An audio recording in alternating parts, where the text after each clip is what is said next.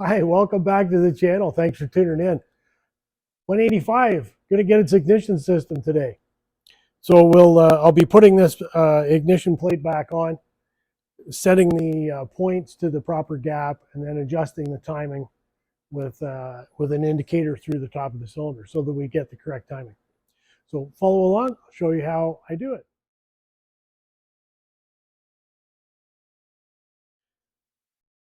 So part of the lubrication system for the rubbing block on the points is this wick right here. And it is pretty much sealed over and hard as a rock on this end. So instead of cleaning it, I'm going to take it out and flip it around. Sometimes easier said than done. Oh, that came out very easy. So see what I mean about here we can start with a nice fresh end on it, clean. This end is kind of all burned, and so I'm just going to pinch it down a little bit. And then we're going to see if we can get it to go back in. Give it a little squeeze.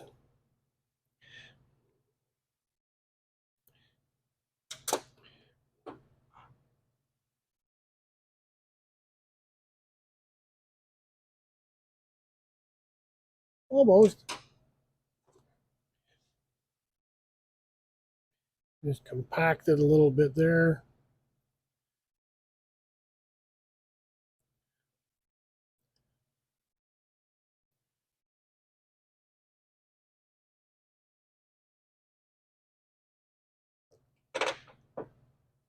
And I do believe I made it all the way to the bottom of the slot. I'll just try a little bit more pressure on it here to see if we can pack it in. Yeah, it moved just a tick. Okay, so now I've got a nice fresh area. So we can see it. A nice fresh area right here for the lube to go on and stay on. So it's going to make the adjustment on the points last a lot longer because it's going to be lubricated right there on the rubbing block. So I'm going to apply some lube.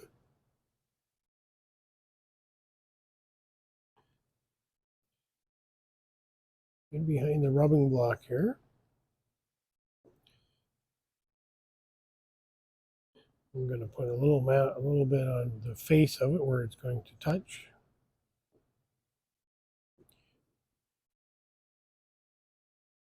And I can give it a little rub on the wick too.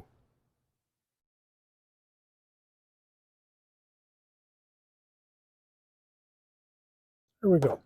Okay, so now we're going to put this plate back in the engine. Now I should mention while we're talking about putting the lube on there, you can't use just chassis grease or white grease. It just won't work properly. To my knowledge, this is the only one that you're going to find in today's day and age. So you really need the proper lubricant to use on here. So I've installed the nut on there simply because I don't have anything on the other side of the engine to turn it with.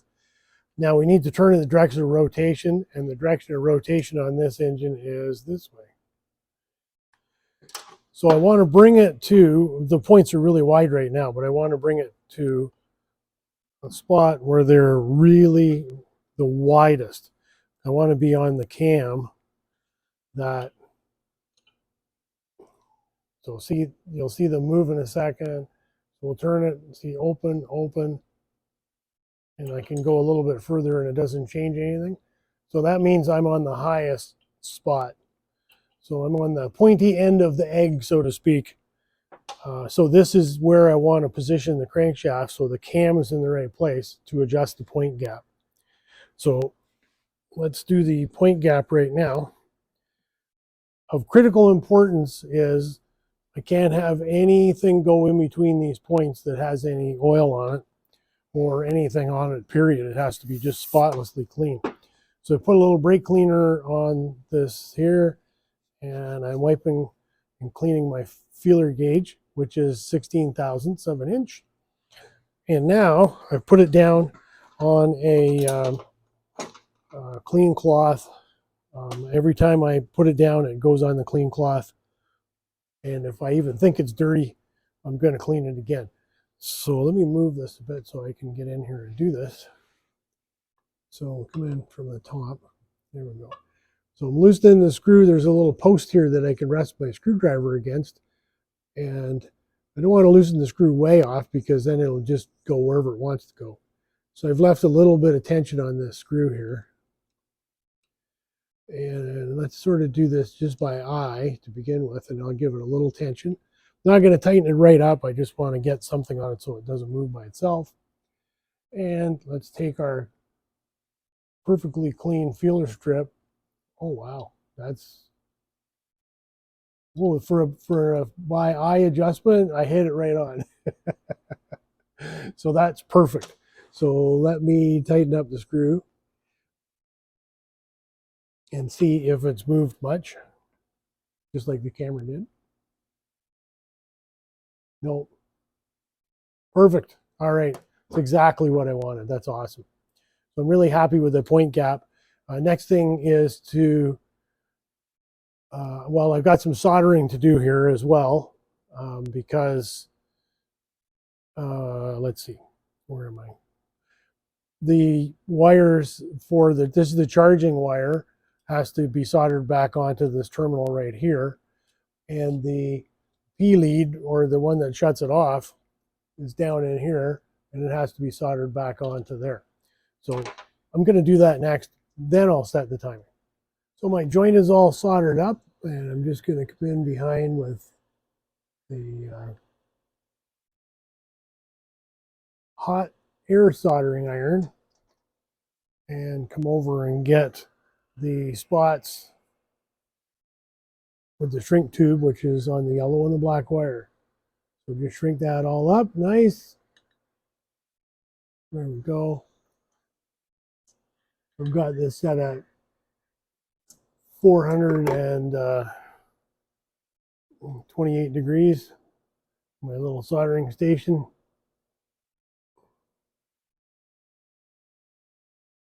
All right, so now let's set the timing.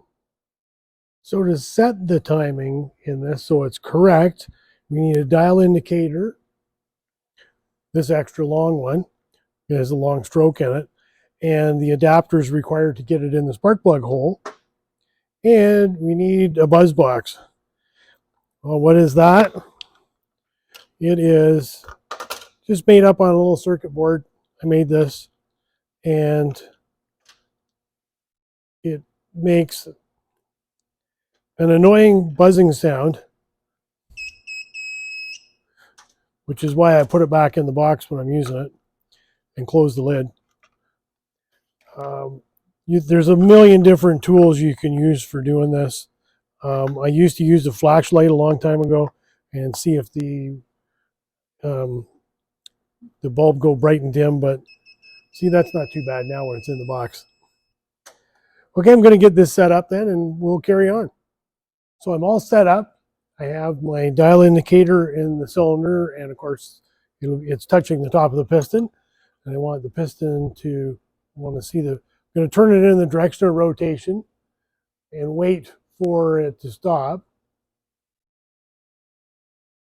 And I've already adjusted this, but right there at 0 on that indicator and 0 there, that's absolutely top dead center.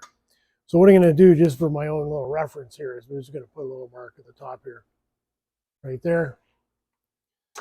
Now what we need to do now is back it up, because the points are open now because it's past when it fired.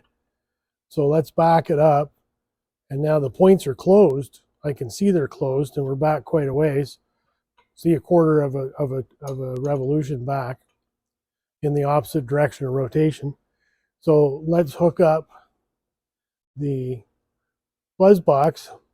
So one goes to ground, so we just put it on right there, and then the other one goes on the P lead. It's easy for me to get it right here. So it's the wire that turns the engine on and off. So there we get our nice noise sound. So now we're going to turn it back in the rotation, the proper rotation, and find out where the dial indicator is when it opens. And when the points open, we should hear a difference in the tone.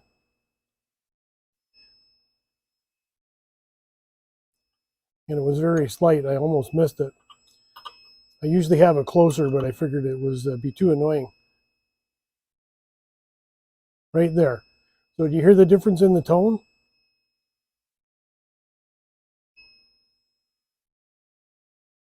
Okay. So now I'm going to get this sorted out and double check on the specification for it. I'll turn this off for now. And then we'll really do an adjustment. So right now, whether you can see it or not, the points are open. We're at top dead center, of course, as we just put it there. And we're looking for the points to open at 147 thousandths before top dead center. So that's what we're looking at. So let's hook our buzzer up. There we go.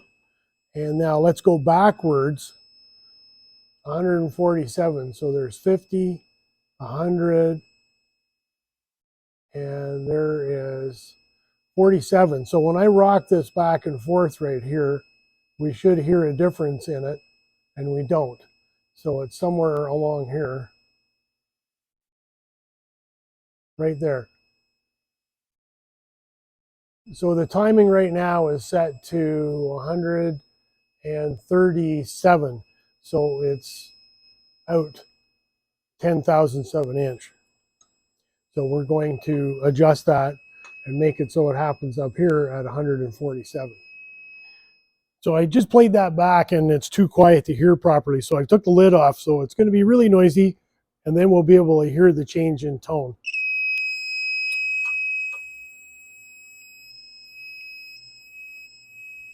Okay, that's what I'm listening for when I'm doing this.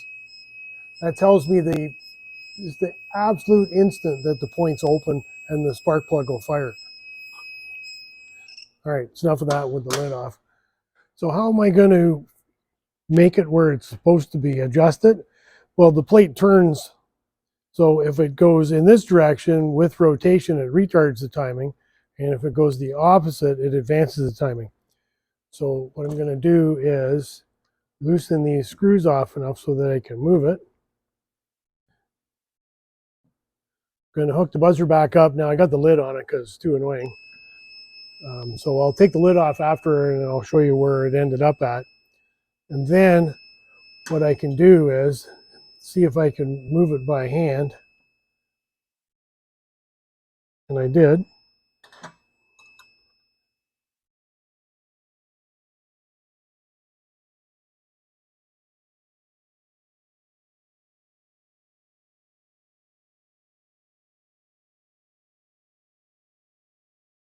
Okay. Let me just snug that up.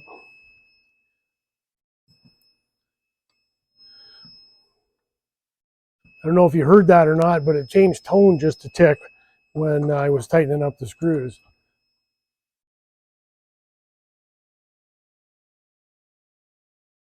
Yeah, so now I'm a little bit too far advanced.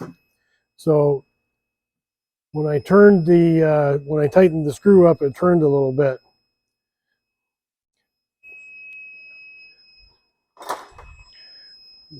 So I'm just going to give it a little tappy so I can see how much it turned. Snug these up again. It's quite a process sometimes. You can really chase back and forth to get it right. Oh, that was too much.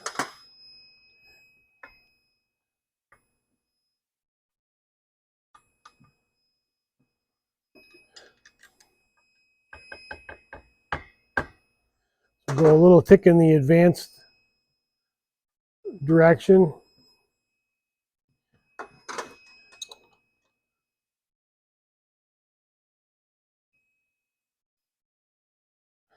All right. Hopefully nothing moves because it's like perfect where it was until I tighten up all the screws.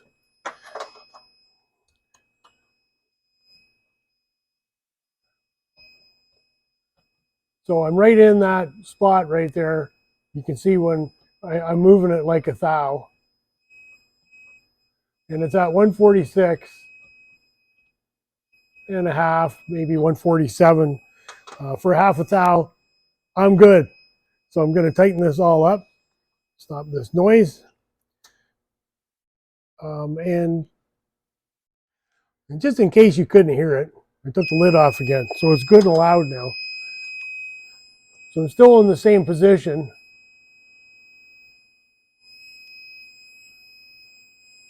So hear that?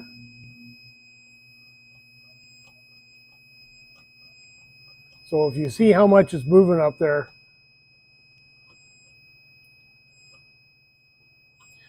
so perfect. Oh, that thing's loud. So here is the witness marks that I made in each half. And yeah, they're pretty much perfectly lined up. So take a little bit of time if you're doing this, put a little witness mark in it. At least you have a starting spot, make it easier so you don't have to move it back and forth.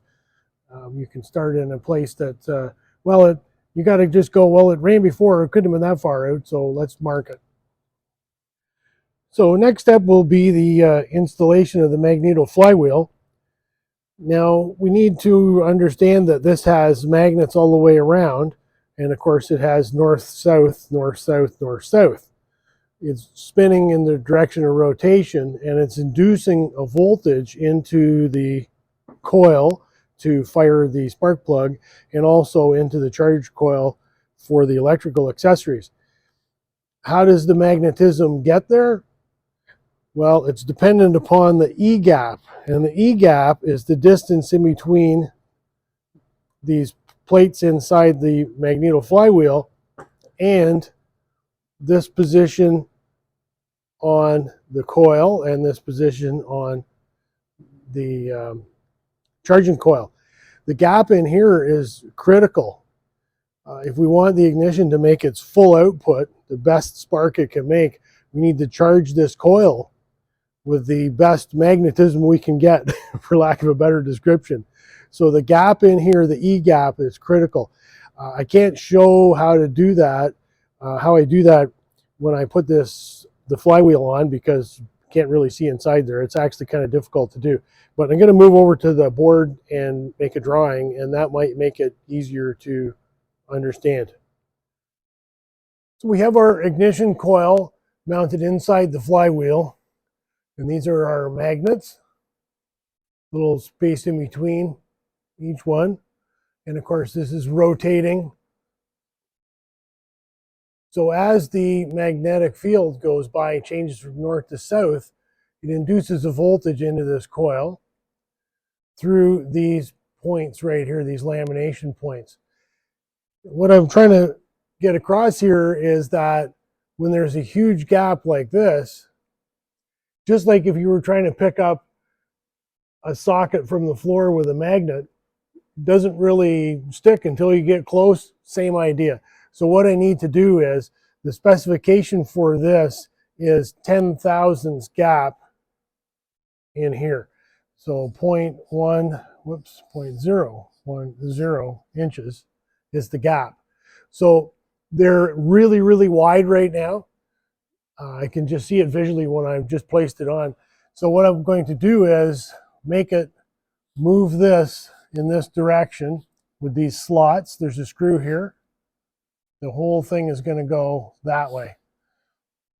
So what I'm going to end up with when I finish my adjustment and retighten these screws is I'm going to move it so that the gap in there is much closer, so that it's like 10 thou. So now the magnetic field can soak into this coil much better because it's got a smaller gap and the specified gap, which is 10 thou. Now you also must use a brass feeler gauge when you do that, because you're working with magnets. So if you put a metal feeler strip in there, it's just gonna, stick, and you're not gonna get very far. So these brass feeler strips are available in all different thicknesses, and this one has the 10 thou that I want. So I have the gaps all set, the screws are all tight for it. Now I'm still not finished, because what I need to do now is, if I set it on this segment right here, now I need to turn it and check it on the clearance on that segment, and then the segment that's there, and so on, so that I know, is this concentric or not? And it is. So good double check, go all the way around and make sure that it's not going to rub somewhere. So I have a special adapter in the spark plug hole and another adapter to go into it, which is my piston stop. Why do I need that? Well, I can, on a lot of engines, I can put a piece of starter rope down there and use it to stop the piston from coming up, so I can hold the engine while I tighten something. On this one, because the head's, remember the shape of the head is half bowled and half flat, I can't really do that very well. So this is all about putting on the torquing and installing the nut for the propeller drive flange. And of course I used it to torque the flywheel, magneto flywheel, when I put it on. So what will happen here is it's down that way. I'm going to torque it in a second, but it'll turn and it'll hit that stop. I'm going to go gentle. I don't want to bang it. I just want to find, there's the stop right there. You see that? It doesn't turn anymore. So now I'll switch over to my torque wrench.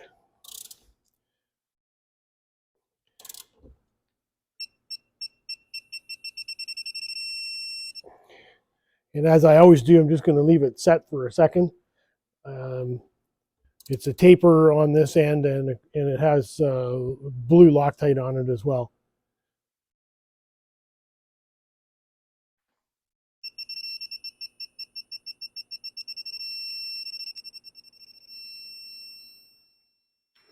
There we go. So perfect. So that part's done. Now I'll back this a little bit and take my piston stop out. And I can take my other adapter out as well, because all of these things I'm finished with now that the timing is set.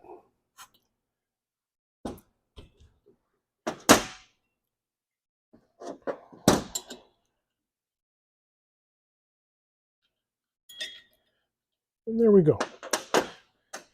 And then it's going to get a nice, fresh, new NGK spark plug. So the optional way of setting the timing, I do prefer the buzzer. You can use a light. This is just a little continuity tester that's powered by a AA battery. So what we'll do with it is, and of course if we touch it together it lights up. So we'll put that on the ground, and I'm just going to touch this on the connector for the P lead, and there we go. So what you'll see, or maybe not, is going to show up. There we go. See that right there? So I'm just rotating the engine. You can see here on the flywheel, I'm just rotating it back and forth. And as soon as the point's open, the light changes intensity. Same as the buzzer. The buzzer does the hee-haw thing. Hee-haw, hee-haw. And so there we go. Alternate way of doing it. So that's how I reinstalled the ignition on the 185. Single point, single ignition, set the gap properly, and the E-gap, critically important so that we have the most spark we can possibly get at the spark plug. I apologize, I didn't realize these new microphones that I bought, they're supposed to be noise canceling. Apparently they are. Because you know, there's a little example in there that I got that you can actually hear, of course, with the buzzer. And I like the buzzer because it's loud and you can hear it well, and it switches that tone from like a hee-haw, hee-haw as the points close, points open, points close. Same as when I use the little self-powered test light on there. So you can envision that when the light gets brighter and then dimmer and brighter and dimmer, that's the exact time when the buzzer does the hee-haw thing. So it all depends on what tool you want, but hopefully you got to hear a little bit of it anyway, and understood that. Thanks so much for watching today. I appreciate the time that you spent with me. Like, share, subscribe, all those other things. Thanks for watching. Bye now.